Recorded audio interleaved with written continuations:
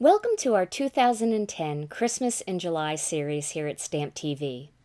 This week's project is a simple card that's easy to mass produce because the three main components can be easily die cut or punched. Another feature which makes this a perfect Christmas card is that it's not bulky or heavily embellished, which means there will be no additional postage required to send this card to your family and friends.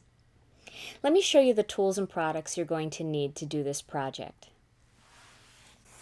I'm going to be using two brown ink pads.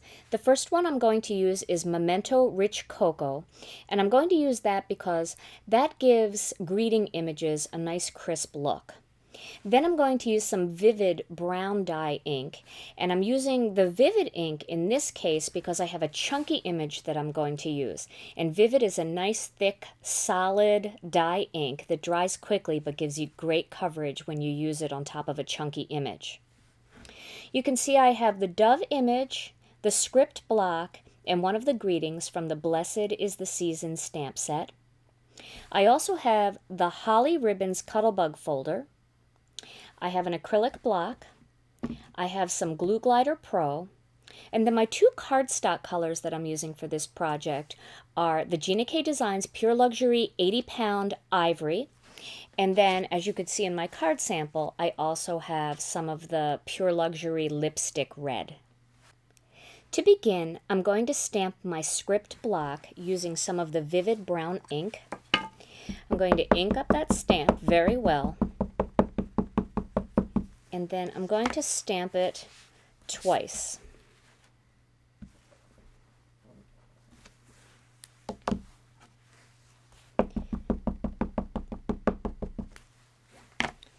You'll really like the way these stamps stamp out. They're nice and crisp.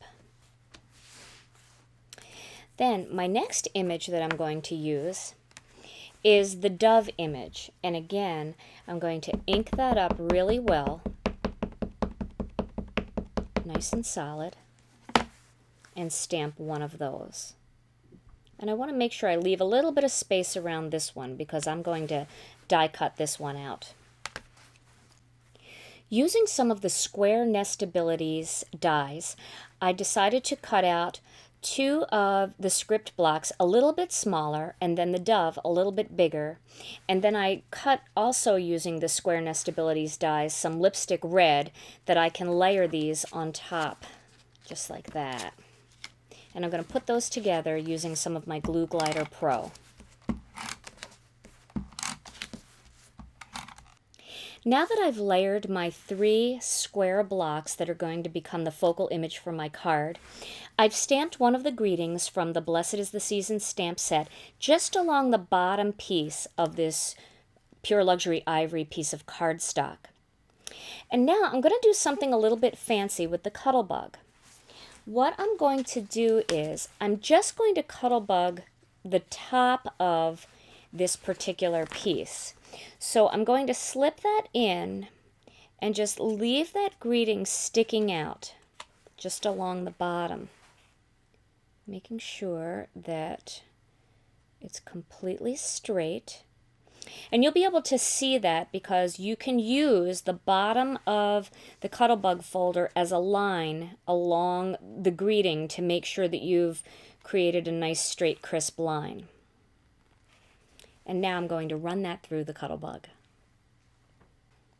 As you can see, this just makes the width of the Cuttlebug. So if you're finding that your piece of cardstock is sticking out a little bit too much, just slip it in a little bit more because there is a little area right here along the edge of the Cuttlebug folder that still doesn't have any pattern in it. So it's okay to just slip it under there a little bit more if it's not clearing the Cuttlebug.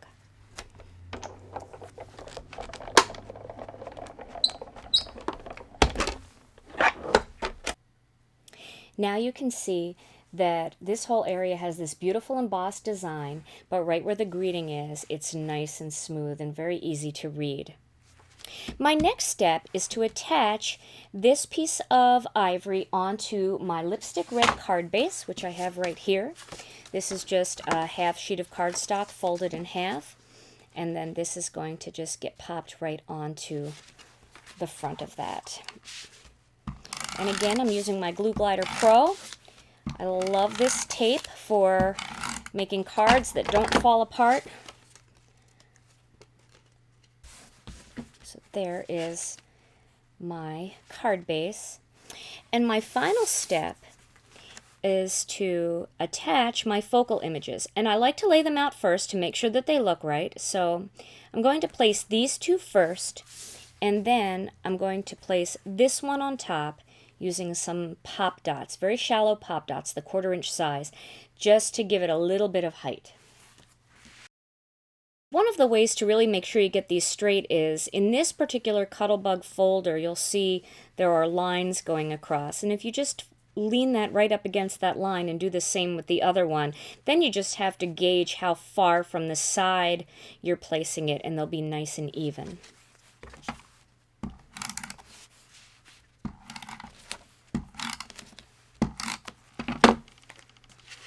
And this one, I'm going to do the same thing.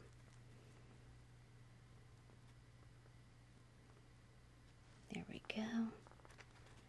Nice and even. Okay.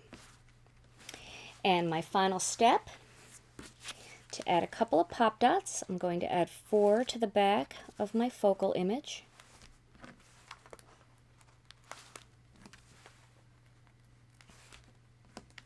And when you purchase a pack of pop dots, you're going to notice that there's 2 sheets in this particular size, the 1/4 inch size. One of them is a little bit shallower than the other, so you can choose how much you want your piece to pop off of the card, and I'm using the thinner ones.